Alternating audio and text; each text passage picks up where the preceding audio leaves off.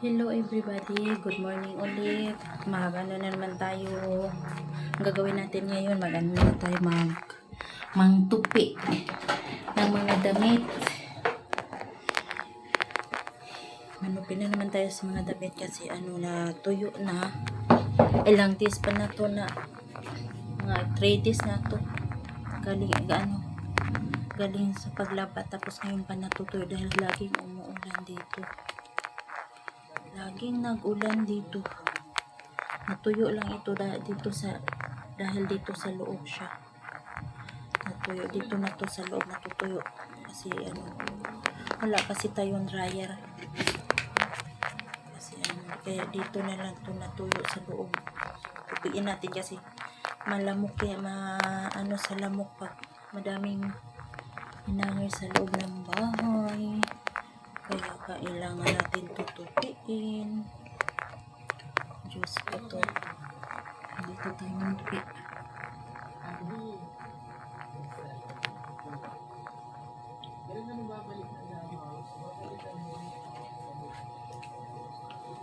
Magtupi tayo. Magtanggal tayo ng mga hangers. Syempre, hangers kasi madami eh. Pag madami may case talaga. Pag isa lang hanger, madami di hangers. Madami kasing tupiin.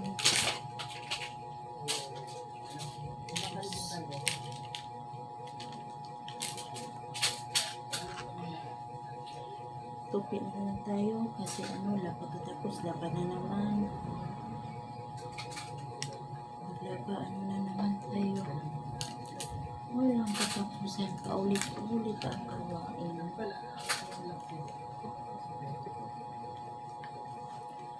Paulit-ulit tayo sa gawain ng bahay.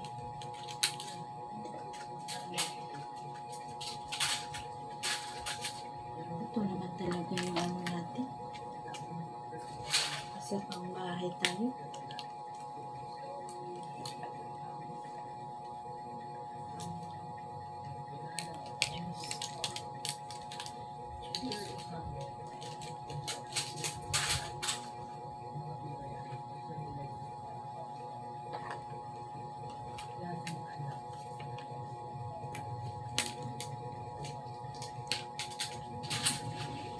Okay.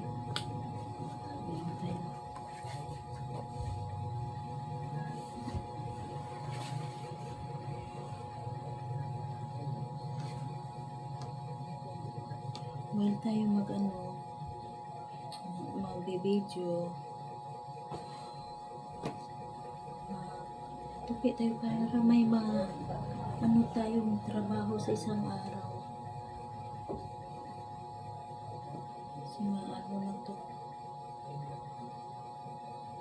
Kaya po pa naman maraming sampay-sampay, maraming hangin doon dito sa loob ng bahay kasi maraming malamok. Pag maraming sampay doon, sampay dito, hangin doon, dito.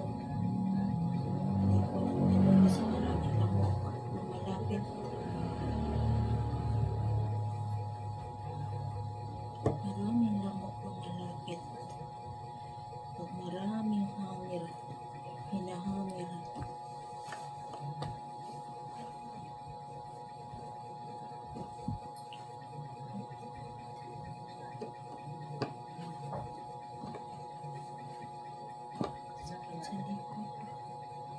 Sakit man ang likod.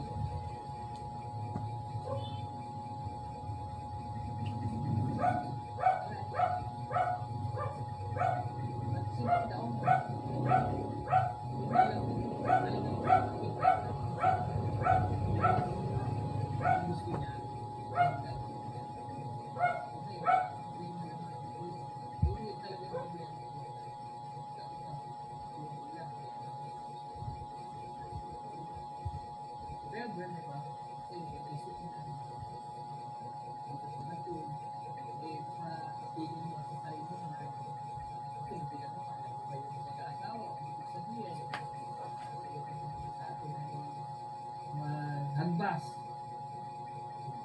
So yung ibig sabihin na nasa isip niya, pag nag-asawa siya, maghambas lang. Hindi niya pa alam yun. Hindi na pa talaga. Iwan ko na lang. Hindi na maayos, ang tama.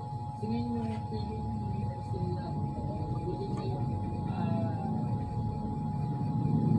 nasa sa honeymoon period. Parang excited siya sa kailan ngayon, ito, yun ang kinakadapat na. Dumating yung time na dahil hindi na pang-mature at baka mamaya nalimutan nyo na may asawa siya, di ba? Baka mamaya makipag-chat or sa hindi nyo naman tayo na adult na isip natin na kaya yung hiningatan natin sa huwag dumating yung time na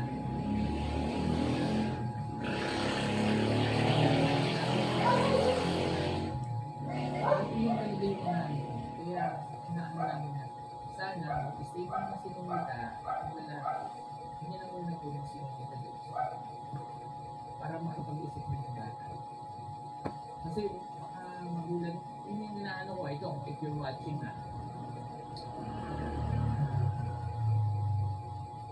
hopefully hindi mangyari may magsawa ganyan umalis kasi hindi niya alam kung ano yung ibig sabihin ng pag-asawa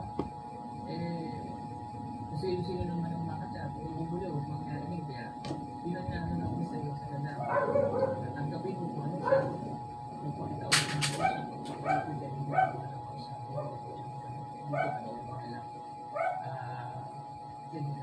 hindi na yun ang focus ko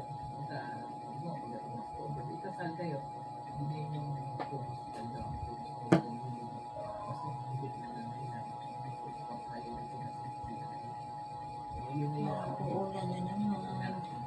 so nandito lang kami para igay Uulan na sinanilong naman. nakadunong ka pero sinimila hindi na siya yung Nangitim na naman ang langit. meron na siyang katuwa Nangitim na naman ang langit. Paulan na naman.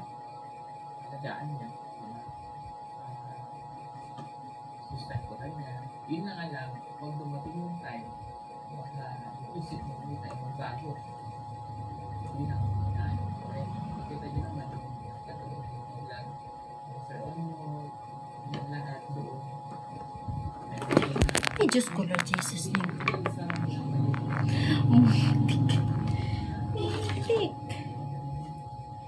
Muntik. Arrange man muna natin to ha. Saglit lang po. Tapos na tayo mag-arrange sa mga damit. Umuulan na talaga. Lakas pa naman ang hangin. Diyos ko. Tingnan nyo nga sa labas. Ang lakas ng hangin dito at saka maulan. Grabe ang lakas ng hangin. Pumapasok na. Isara natin to. Kasi pumasok ang ulan sa loob. At hindi natin to isasara.